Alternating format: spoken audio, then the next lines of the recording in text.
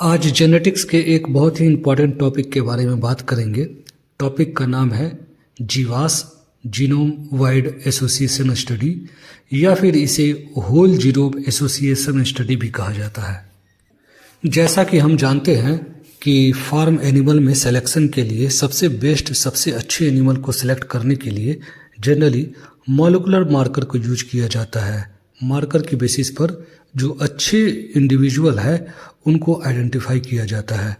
अब जो हमारे स्टूडेंट्स होते हैं उनमें कई बार यह कन्फ्यूजन बना रहता है कि आखिर मार्कर असिस्टेड सिलेक्शन मास और जीनोम वाइड एसोसिएशन स्टडी जीवास, इन दोनों के बीच में आखिर डिफरेंस क्या है। तो आज के इस लेक्चर में मैं इन्हीं सारी चीज़ों को डिस्कस करूंगा कि मास और जीवास ये दोनों किस प्रकार से एक दूसरे से डिफरेंट है। इसमें कोई शक नहीं है कि पिछले कुछ दशकों में मार्कर असिस्टेड सिलेक्शन की मदद से जो फार्म एनिमल है उनमें बहुत ही एक्यूरेसी के साथ सिलेक्शन किया जा रहा था, और जब से एडवांस्ड सीक्वेंसिंग टेक्नोलॉजी आई है तब से मार्कर असिस्टेड सिलेक्शन को बहुत अच्छी तरीके से यूज किया जा रहा था। लेकिन यहाँ पर यह भी जानना बहुत महत्वपूर्ण होगा कि मार्कर असिस्टेड सिलेक्शन मेनली किसी खास जीनोमिक रीजन में अवस्थित मार्कर को ही सिर्फ यूटिलाइज कर रहे थे, जबकि इसके विपरीत जब हम जीनोम वाइड एसोसिएशन स्टडी जीवास की बात करते हैं तो इसमें कंप्लीट जीनोम में जो भी मार्कर या फिर एसएनपीज वगैरह होती हैं उन सबको यूटिलाइज किया जाता है सिलेक्शन प्रोसेस के अंदर।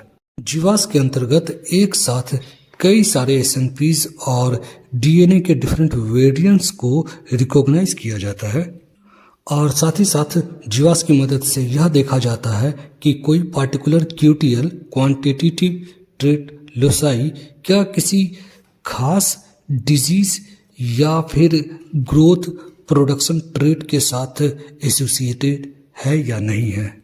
सिंपल तरीके से समझा जाए तो जीवास यह आइडेंटिफाई करता है कि जीनोम में अवस्थित कई सारे एसएनपीज या मार्कर किसी पार्टिकुलर ट्रेट के साथ एसोसिएटेड है या नहीं है। अब यहाँ पर यह समझना बहुत इम्पोर्टेंट है कि आखिर जीवास स्टडी करते किस प्रकार से है। तो जीवास की स्टडी करने के लिए हमें डीएनए माइक्रो एरे की मदद लेनी होती है। डीएनए माइक्रो एरे एनालिसिस की मदद से यह देखा जाता है कि आखिर कौन सा इंडिविजुअल जो है उसमें जो भी रिलेटेड जीन है वो क्या एक्सप्रेस्ड हो रहे हैं या नहीं हो रहे हैं।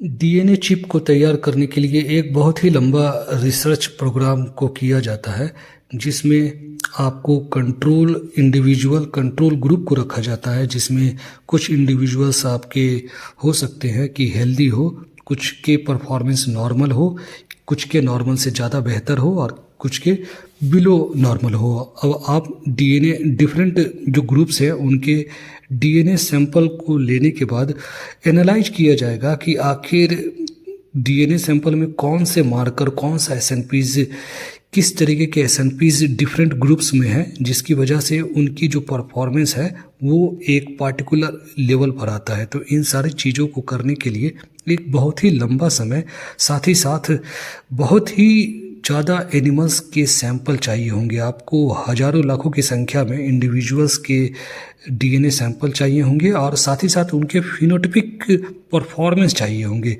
जब आप इनको एसोसिएशन में लेकर आएंगे, एसोसिएशन स्टडी करेंगे कि आखिर किस प्रकार के सैंपल, उन सैंपल्स में किस प्रकार के डीएनए वेरिएंट्स हैं, एसएनपीज हैं और वह किस तरीके का परफॉर्मेंस दिखा रहे हैं, तब कहीं जाकर एक लंबे रिसर्च के बाद यह समझ में आएगा कि आखिर किस प्रकार का एसएनपीज आपके पास होना चाहिए किसी एक पार्टिकुलर इंडिविजुअल में, ताकि आप यह कह सके कि यह एसएनपी के साथ जो इंडिविजुअल होगा उसका परफॉर्मेंस बेहतर होगा।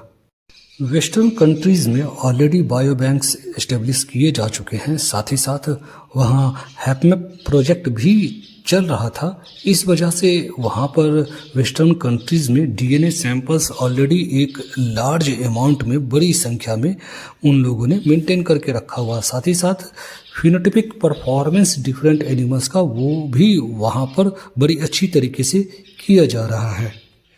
इस वजह से जीवास स्टडी में, जीनोम वाइड एसोसिएशन स्टडीज़ में जो वेस्टर्न कंट्रीज़ है वो काफ़ी आगे निकल चुके हैं और इसे बड़ी अच्छी तरीके से यूटिलाइज किया जा रहा है। जहाँ तक कि इंडिया की बात है तो इंडिया में जो सैंपल है, डीएनए सैंपल, वो भी अब तक बहुत बड़ी अमाउंट में नहीं है। साथ ही साथ यहाँ पर फिनोटिपिक जो रिकॉर्डिंग है वो भी वेस्टर्न कंट्रीज़ के कंपैरिजन में काफ़ी हम पीछे चल रहे हैं। तो इस वजह से जीवास अभी बहुत ही इनिशियल स्टेज में हमारे इंडिया में किया जा रहा है। होप करते हैं कि आने वाले सालों में यहाँ पर भी इस तरीके से कार्य किया जाएगा और जो हमारा जो सिलेक्शन प्रोग्राम है उसमें काफ़ी ज़्यादा एक्यूरेसी लाया जा सकेगा।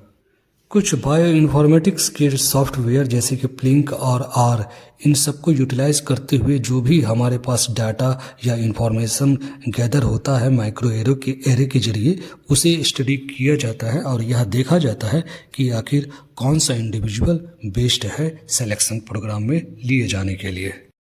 एनिमल जेनेटिक्स ब्रीडिंग के कंप्लीट वीडियो को देखने के लिए आप मेरे चैनल के प्लेलिस्ट पर जाएं। एनिमल जेनेटिक्स, एनिमल ब्रीडिंग और पॉपुलेशन जेनेटिक्स, ये 3 प्लेलिस्ट पर जाएं और आप वहां से सारी वीडियो देख सकते हैं।